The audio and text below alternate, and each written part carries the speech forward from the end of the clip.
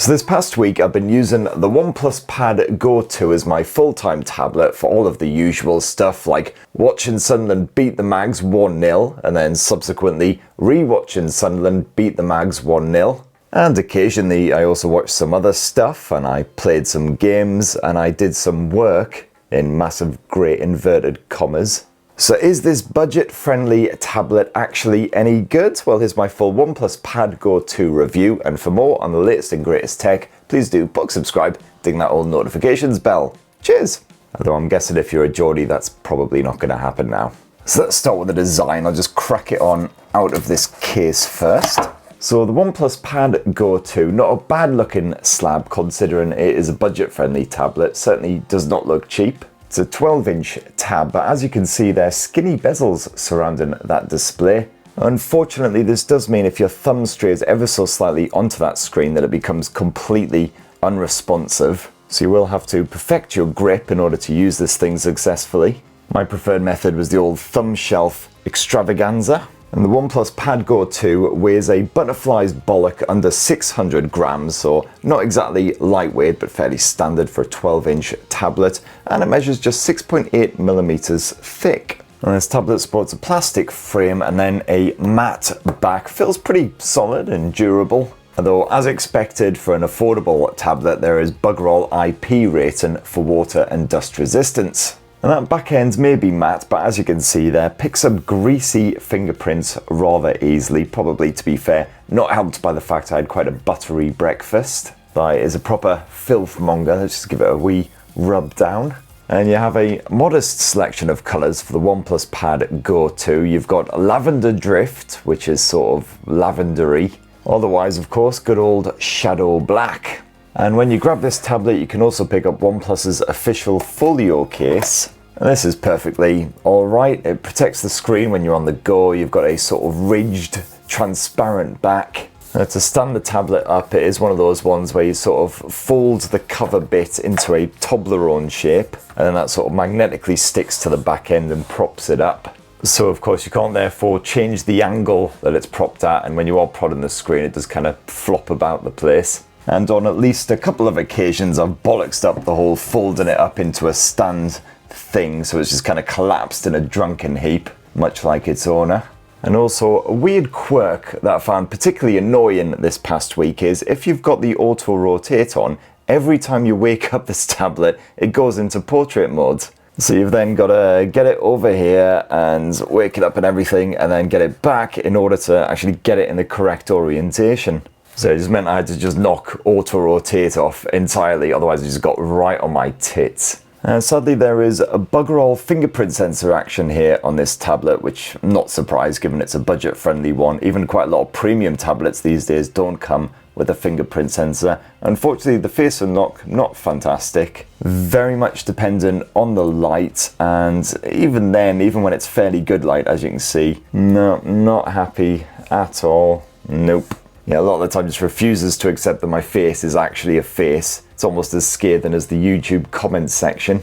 At least when it comes to the software, it is the latest, freshest OxygenOS version 16 slathered on top of Android 16, so this is all fresh and up to date. And while OnePlus didn't mention pre-launch just how many years of OS updates and security patching you would get with this bad boy, I'd expect it to be sort of 3 or 4 as usual, which is pretty good for a budget tab. Mercifully, you get very little crapware stuffed onto the OnePlus Pad Go 2 as well. Certainly compared with some rivals, few wee bits like LinkedIn, but that's pretty much it. And you got a choice of 128 or 256 gigs of storage. I've got 256 gigs, which is just as well because I've been downloading massive great wangers like Wuthering Waves. Although if you prize out the old SIM tray here on the left edge, you'll see that there is a micro SD memory card slot for expansion.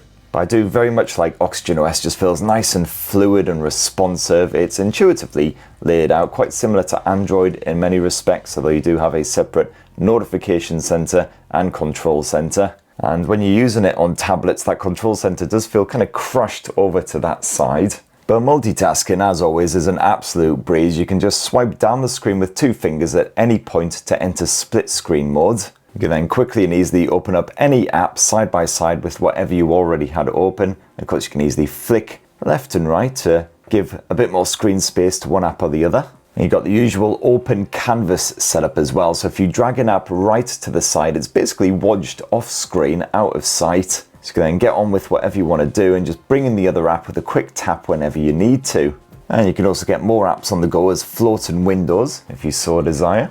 And of course, you've got the usual quick share capabilities, so you can quickly and easily send and receive files with other quick share compatible devices. And hey, if you happen to have a OnePlus smartphone stashed in your pants where you can quickly and easily pair them up, mirror your apps between the two, etc. And of course, naturally, the OnePlus Pad Go 2 is stuffed to the tits with AI, most of which I haven't bothered to use outside of the usual Gemini and circle to search shenanigans.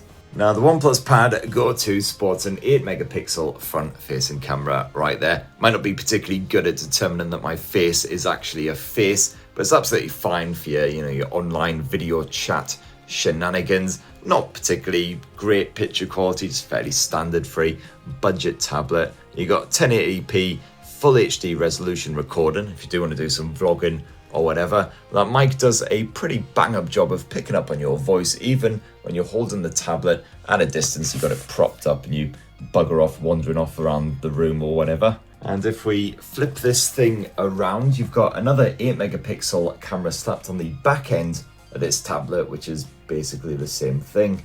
Now, I rather like the 12.1 inch screen slapped on the front end of the OnePlus Pad Go 2. This is slightly bigger compared with the original Pad Go's display. You got a 7:5 aspect ratio rather than 16:10 or 16:9. And this shape works pretty well for your multitasking type shenanigans. It's also great for reading books in portrait mode, although you do suffer some rather chunky letterboxing when you are watching something cinematic, unless you punch right in which case the edges get cropped pretty badly. You've got a 2800 by 1980 pixel resolution, 284 ppi, so not supremely crisp, but certainly sharp enough for whatever you'll need. And it is LCD tech, not OLED, slapped on here, but the contrast is still pretty good. You've got Dolby Vision support in streaming services like Netflix, etc. And those colours are still reasonably lively. And that panel is noticeably brighter than the first Pad Go's display as well. Hits just under 1000 nits on the high brightness mode.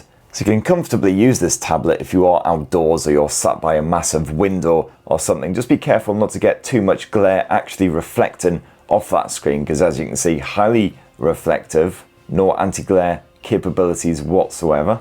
And unfortunately, that auto brightness is about as smart as Siri, so I quite often found that the brightness was just far too dim. I couldn't actually see what the hell I was trying to do on this thing, so in the end I just knocked it off and just manually tweak it instead. But the refresh rate has been boosted for this generation as well, so it now scales between 30Hz and 120Hz rather than being capped at 90Hz like the previous generation. And you got the usual OxygenOS eye care shenanigans to help protect your peepers. And it's yet another quad speaker setup for this generation of budget tab. It's pretty beefy as well. The bass could be a little bit better, admittedly, but certainly perfectly fine for kicking back with YouTube or Netflix. And it's nice and loud when you max out that volume, so you can use it in even fairly rowdy households and still hear what's going on without having to resort to headphones. Speaking of which, bugger all headphone jack, of course, as pretty much standard these days, but the Bluetooth streaming works absolutely fine.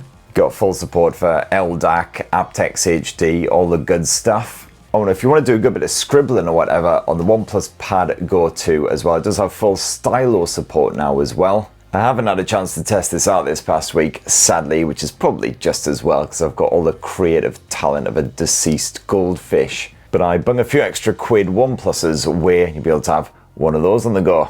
And performance has also been given a swift belt up the arse for this sequel. So you got MediaTek's Dimensity 7300 Ultra in charge, basically the same as Xiaomi's Redmi Note 14 Pro 5G, and that's backed here by 8 gigs of RAM. It's not exactly supremely beefy, but it's certainly more than good enough for a smooth everyday experience when you're zipping around in OxygenOS, using multiple apps side by side, etc. Now sadly, the OxygenOS game assistant is missing in action here on the OnePlus Pad Go 2, but titles like Wuthering Waves are perfectly playable. Just don't expect the frame rate to be particularly consistent. It is a bit of a juddery mess at times. And sadly, here on Wuthering Waves, the visuals were some kind of crazy fever dream, with cliffs and fields often appear in bright purple or blue. I would certainly say that if you are a gamer, you are definitely best off sticking to less demanding gaming fare like Call of Duty or PubG. And of course, you might want to play with a controller as well, although the touchscreen is perfectly responsive. Bugger all complaints from me as far as networking goes as well. The Wi-Fi side of stuff has been behaving perfectly fine. You do have the option of 5G support with the OnePlus Pad Go 2 as well, although it doesn't support eSIM. You do have to slip an actual physical SIM into this tab to get that to work. And then another upgrade for this generation of budget tab is the battery capacity as well. You've now got a 10,050 milliamp hour battery stuffed inside of that pretty slender chassis compared with, I believe it was 8,000 milliamp hours on the original OnePlus Pad Go. And I found that in my real life testing, I got approximately 12 hours of mixed use on a full charge. That's quite often multitasking side by side with stuff, streaming Spotify, all kinds of stuff. And to keep the benchmark bros happy, I did a bit of that on the side as well. And I found that if you're streaming video non-stop, you can expect around 17 hours of action before that battery is fully drained. And likewise, if you're gaming non-stop on Wuthering Waves on this thing, on the lower graphics settings, you'll get around 5.5 hours of fun times before this tablet is dead. So not bad at all for a 12-inch tab. Certainly if you need something dependable that's going to last you all day long, well, no worries. Although sadly it is only 33 watt Super VOOC charging support here, so if it is fully drained, bung a cable in it. It'll take a good couple of hours to fully charge again. And there you have it, my lovelies. That's what I reckon of the OnePlus Pad Go 2 after using it as my full-time tablet this past week. Couple of wee quirks which were slightly annoying to say the least. The auto rotate thing, the auto brightness, and of course the fact that the face unlock just does not like me at all. But the battery life is an absolute highlight. The performance has been perfectly fine as well. That screen, despite the fact that it's not an OLED panel, is a bit of a banger, and the audio pretty good too. And OnePlus should have some pretty good early bird offers with the Pad Go 2 as well. So if you are tempted by one, I'd say try and get in there quick, save yourself a bit of money. As for alternative options, well, I'd say one of the best ones that I've reviewed recently is probably Xiaomi's Redmi Pad 2 Pro, which is again another 12 inches of fun times with ridiculously good staying power, although not quite so hot on the software side, but I've fully reviewed that bad boy right here on TechSpert as well, so go check that out. In the meantime, let us know what you reckon of the OnePlus Pad Go 2. I'll also be reviewing the OnePlus 15R. In fact, I might have already reviewed that by the time this goes live. So depending on whether I get my shit together or not. And the new watch as well. So kind of them to be launching all this new stuff literally the week before Christmas. Keep us all nice and busy. So yeah, please do poke, subscribe and ding that notifications bell for all of that shenanigans. Have yourselves a ruddy, wonderful rest of the week. Cheers everybody. Love you.